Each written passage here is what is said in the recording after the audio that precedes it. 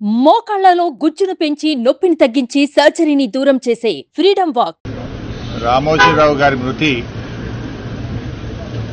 తీవ్రమైనటువంటి దిగ్భ్రాంతికి లోను చేసింది.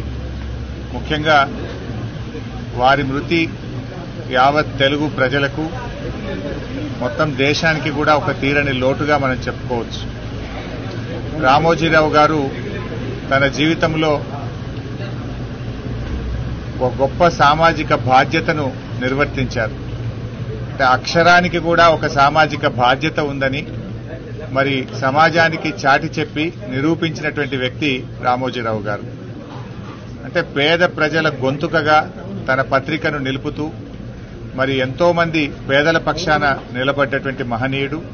ఇలా పత్రికా రంగంలో మీడియాలో తనకంటూ ఈ రాష్ట్రంలోనే కాదు దేశ విదేశాల్లో ఒక ప్రత్యేకమైన స్థానాన్ని సంపాదించుకున్నటువంటి వ్యక్తి రామోజీరావు గారు. ఉదయాన్నే పత్రిక వచ్చిందంటే జిల్లా ట్యాబ్లెట్ స్టార్ట్ అయినాయంటే అంటే ప్రజలకు పత్రికల్ని చాలా దగ్గరగా చేసినటువంటి వ్యక్తి ఇలా రామోజీరావు గారు. అంటే వారు నిజంగా ఈరోజు ఈ తెలుగు ప్రజలందరికీ ఇటు తెలంగాణ కావచ్చు, ఆంధ్రప్రదేశ్ కావచ్చు, దేశ విదేశాల్లో ఉండే తెలుగు ప్రజలకు అత్యంత సుపరిచితుడైనటువంటి వ్యక్తి. తనకంటూ ఒక చెరగని ముద్ర వేసుకున్నారు. ఇవాళ ఈ హైదరాబాద్ నగర అభివృద్ధిలో కూడా తన పాత్ర ఉన్నది. ఇంత గొప్ప ఫిలిం సిటీని నిర్మించడం, ఈ ప్రాంత అభివృద్ధిలో తాను కూడా భాగస్వామ్యమైనటువంటి వ్యక్తి. మరి అలాంటి గొప్ప వ్యక్తి ఈరోజు మన మధ్య లేకపోవడం చాలా బాధాకరం.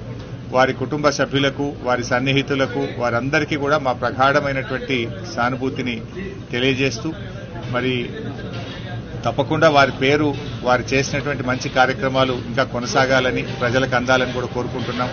తెలుగు భాష అభివృద్ధి పైన కూడా తెలుగు భాష నిలబడాలని, తెలుగు భాష 10 కాలాల పాటు ప్రజలందరికీ ఇది నిలబడే విధంగా ఉండే విధంగా కూడా ఆయన ఎంతో కృషి చేసినారు. తెలుగు భాష మీద ఆయనకు ఎంతో మక్కువ ఉండేది.